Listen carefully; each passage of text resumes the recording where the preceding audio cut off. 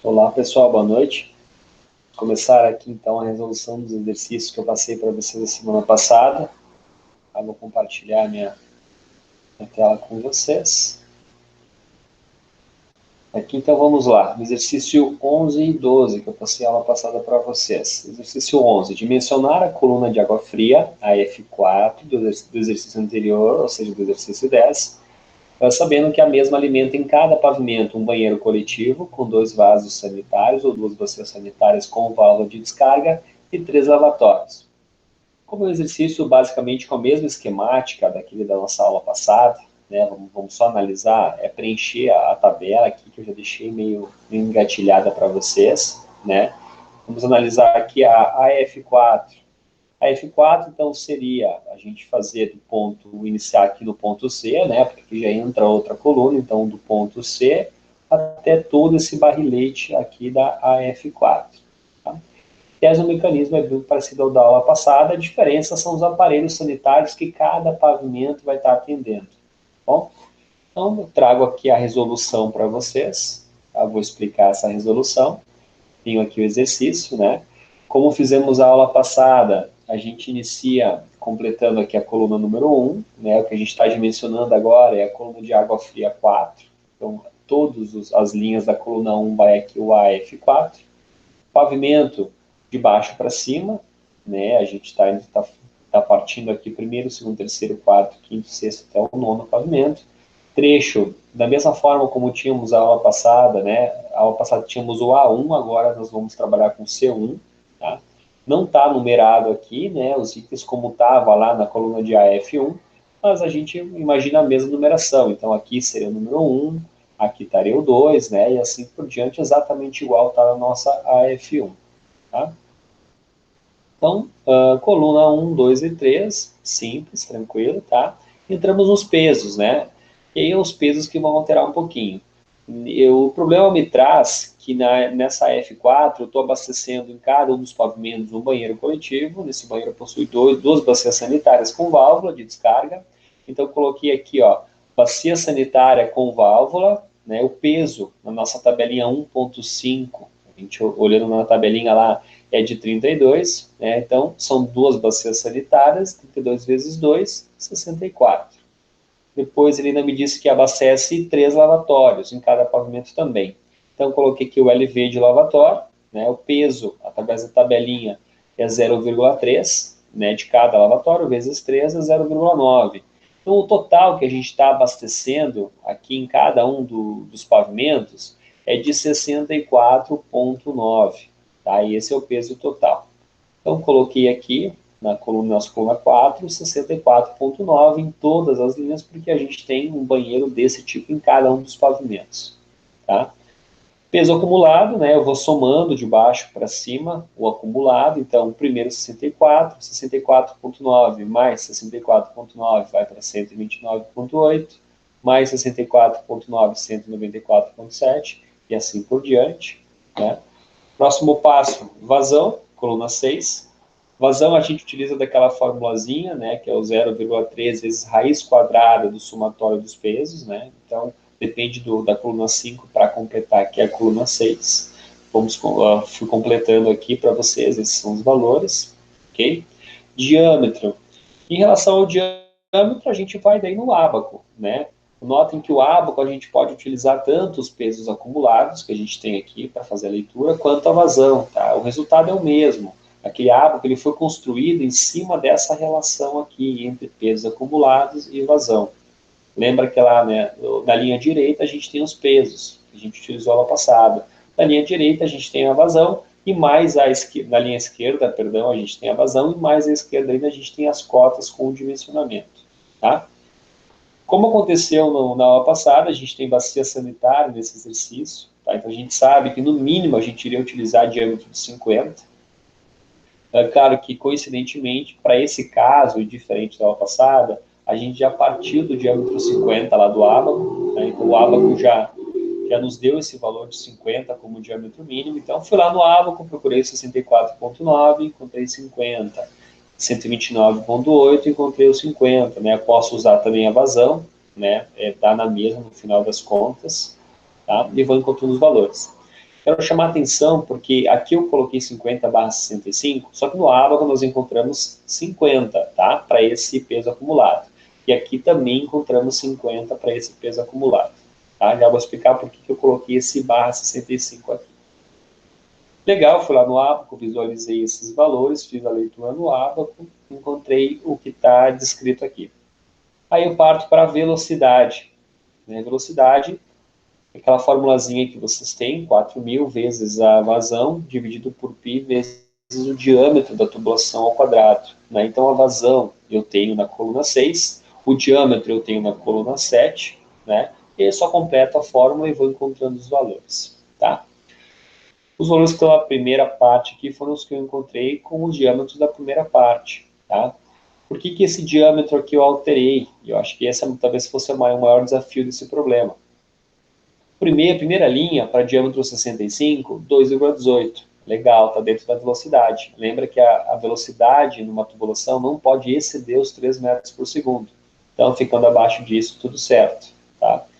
Para a segunda linha, né, para o trecho 1, 2, também 2,06 dentro do esperado.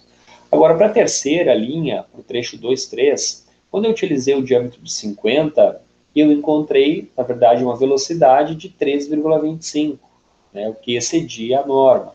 Da mesma forma, na minha linha 4, quando eu coloquei na fórmula da velocidade, né, com um diâmetro de 50, eu encontrei 3,02. O resto, né, 2,75 e tal, deu certinho. Tá? São só esses dois que excederam os 3. O que isso me leva a entender? Eu não posso ter velocidade interna de tubulação maior que 3 metros por segundo, isso está fora de norma, né? Quais os dois fatores que eu posso mudar para alterar essa velocidade? Essencialmente diâmetro e vazão. A velocidade depende disso. Só que a vazão, ela depende essencialmente do somatório dos pesos. Né? E o somatório dos pesos depende dos aparelhos sanitários. Eu não posso chegar aqui e falar assim para o meu cliente, você vai ter que tirar um vaso sanitário porque a velocidade da tubulação excedeu. Né? Tem que ficar abaixo de 3, ela excedeu, então vamos tirar uns vasos sanitários aqui para tentar alterar o valor do peso e reduzir a vazão. Isso eu não posso fazer. Então, o único fator entre vazão e diâmetro que eu posso mexer é no diâmetro. Né? Então, por mais que o ábaco me deu 50, e 50 tenderia para nós sem problema nenhum, nesse caso, eu vou aumentar a tubulação para 65, então minha resposta final vai ficar 65, porque com 65 eu refaço a fórmula da velocidade e encontro uma velocidade de 1,93 e não de 3,25, que é a que eu tinha antes, excedendo o valor de norma. Tá?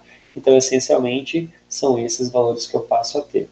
Da mesma forma, embaixo também, né, deu 3,02 no meu cálculo, e excedeu os 3, não importa se é 0,2, se é mais, quanto que é. Excedeu, eu volto aqui e substituo 50 por 65. Sendo assim, a minha nova velocidade passa a ser 1,78. Daqui para baixo, não excedeu os 3, então posso tocar o baile assim com o diâmetro de 50 mesmo. Tá? Então, isso que acontece. Esse da velocidade, eu volto e aumento o diâmetro. Por isso que a velocidade é um fator bem importante de ser verificado em uma tubulação. Tá?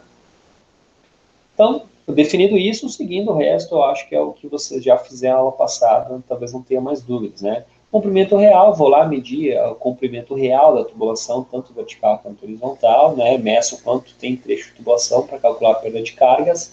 Comprimento equivalente, eu vou fazer a medição dos elementos que tem, das conexões.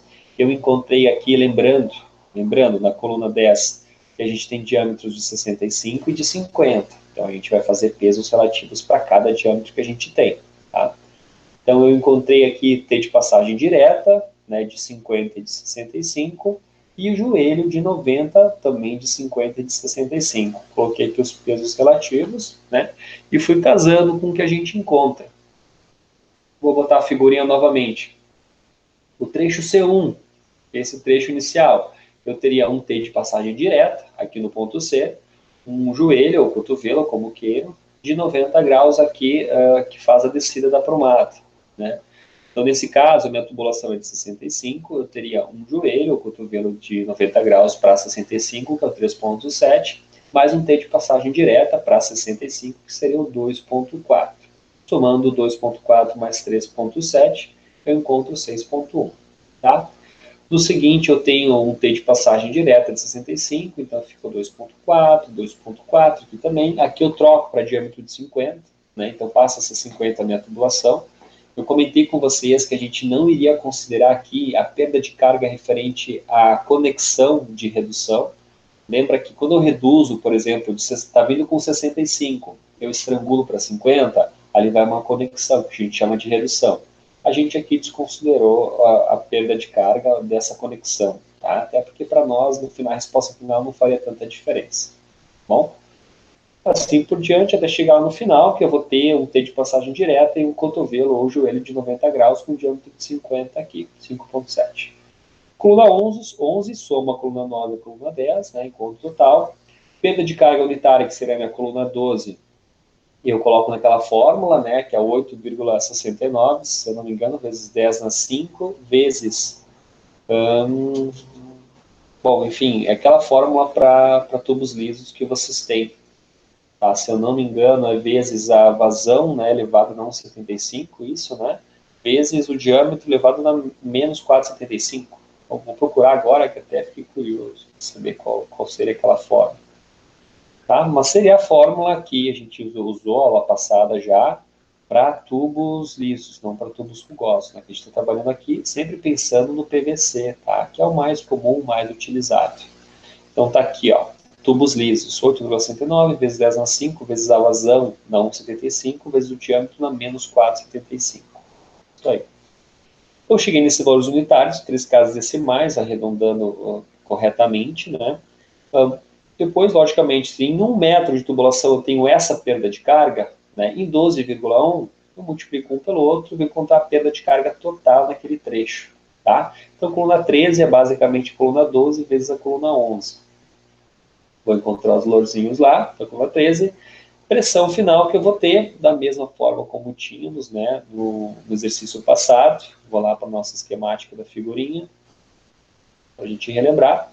A pressão depende essencialmente da altura, já definimos isso, né? Imaginando que esse reservatório está parcialmente vazio, está quase vazio, que é o pior caso possível, né? Eu vou ter uma altura, pelas cotas que eu tenho aqui, de 4 metros até o meu ponto 1, né? Mesmo que seja na coluna C aqui até o ponto 1.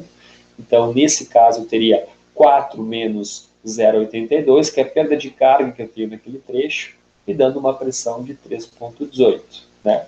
Depois eu tenho um pé direito de 3 metros entre pavimentos, pela esquemática da figura, então 3,18 mais 3, menos 0,33, que é a minha próxima perda de carga, eu teria 5,85.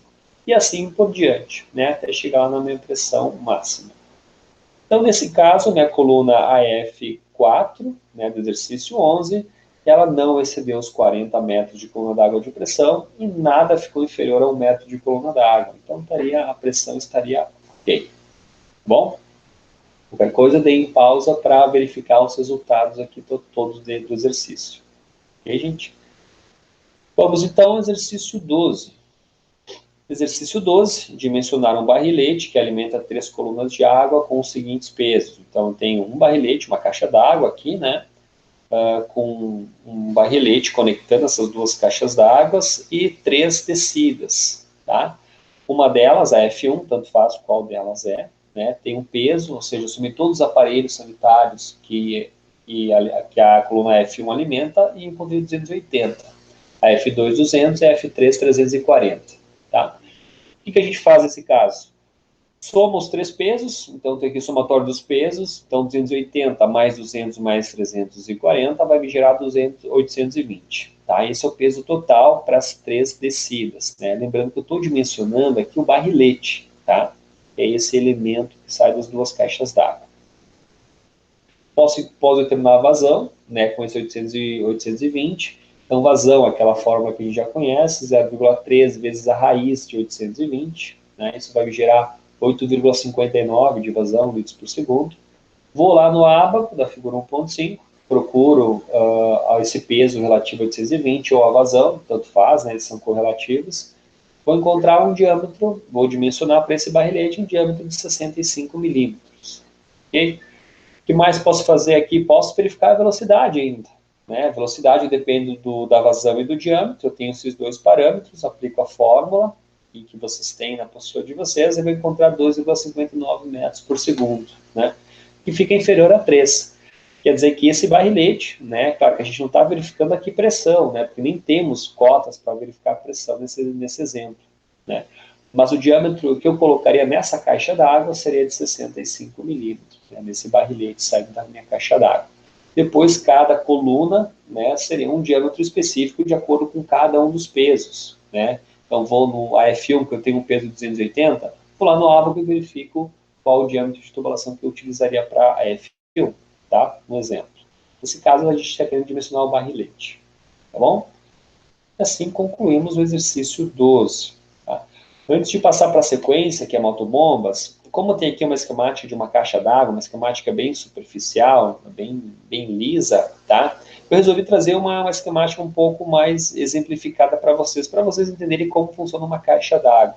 Tá? Eu vou compartilhar aqui com vocês. Aqui eu tenho uma esquemática de uma caixa d'água, tá? Aqui está a tampa dela na parte superior. Então, como é que funciona uma caixa d'água? Essencialmente, a concessionária, né, ou a Corsan, vou vir aqui do lado que tem um cavalete de entrada. Tá? Então, a concessionária possui lá na via pública a sua tubulação já de água, né, no nosso caso é a Corsan, aqui no Rio Grande do Sul. É feita uma ramificação, uma conexão nessa tubulação principal de via pública e leva até um cavalete, né, que é onde tem um medidor, e geralmente um registro de esfera aqui, tá? A água, enfim, passa, entra nesse cavalete, faça a medição para depois a gente pagar para a concessionária o que é da concessionária, né, o volume que a gente consumiu durante o mês, e aí entra lá na nossa edificação. Tá? Comumente, essa tubulação que faz essa conexão da tubulação da concessionária até esse cavalete, e geralmente nós utilizamos 20 milímetros, tá? É um tubo PED, um tubo semiflexível, de 20 milímetros de espessura. Tá? A partir do cavalete, o que entra na nossa residência aqui, eu já vi de continuar com a tubulação de 20, eu já vi também substituir esse 20 por 25 milímetros, tá? Em termos de diâmetro, e também seguir lá para a caixa d'água. Tá? Então, em tese, vem da concessionária, passa no cavalete e vai para a nossa caixa d'água. Então, a alimentação na caixa, ela entra por cima, tá? Aqui tem um registro em cima, que a gente chama de registro tipo boia, porque conforme esse nível de água vai crescendo, essa boia fecha um registro interno dentro dessa tubulação de alimentação que vem lá do nosso cavalete, tá? Lá do nosso hidrômetro, e aí não deixa mais a água entrar dentro dessa caixa, né? Senão, lógico, transbordaria essa água aqui dentro, tá? Porém, eventualmente, essas boias, elas podem furar, elas danificam, né? Acontece de haver algum problema com elas, por isso que em toda a caixa d'água a gente precisa sempre garantir o famoso extravasor, tá? Muitos chamam de ladrão, eu prefiro o nome extravasor. Como é que funciona esse extravasor? Se essa boia falhar, que é o nosso registro de entrada, né, e essa água continuar jorrando aqui dentro, em vez de transbordar essa água por cima da caixa e prejudicar a torre da caixa d'água ou a própria edificação em si, né, o extravasor rouba essa água e leva para algum lugar. Então, esse extravasor, geralmente, a gente coloca ele num ponto onde, se essa boia falha, a gente consegue ver essa água saindo. Tá? Então, esse extravasor ele não pode ficar escondido, ele tem que ficar em algum lugar que, se acontecer essa falha, a gente, da nossa casa, enfim, consiga verificar essa água saindo em excesso. Por quê? Porque daí a gente não vai estar gastando um excedente de água. A gente vai lá, fecha o registro e consegue consertar essa boia. Tá? Junto com o extravasor aqui, eu costumo conectar uma limpeza, tá? Que é o seguinte, de tempos em tempos, né, eu tenho que fazer a limpeza dessa caixa d'água, porque vai chegar sujeira nela.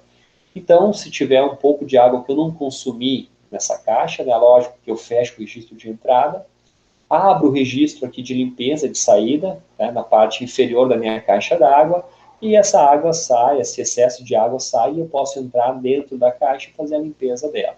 Tá? Bom, esses são os elementos principais, e aí, lógico, a gente tem também a nossa alimentação das colunas, né? Então, a gente puxa um ramal na parte inferior da caixa, e esse ramal, que é o nosso barrilete, né, que é o que dimensionamos no exercício passado, exercício 12, é o que vai alimentar as nossas colunas, né? Nossas colunas vão levar até os nossos banheiros, cozinhas, etc. Nossas, que eu chamei ali de AF1, AF2, AF3, AF4, tá? Então, assim funciona basicamente a esquemática de uma caixa d'água. Tá bom, gente? Então, por enquanto seria isso, tá? Nesse exercício. Vou fazer daqui a pouco, vou dar sequência aí nos nossos próximos exercícios, tá bom? Espero não ter gerado dúvidas. Se ficou dúvidas, entre em contato aí comigo. Valeu, gente, e até a próxima.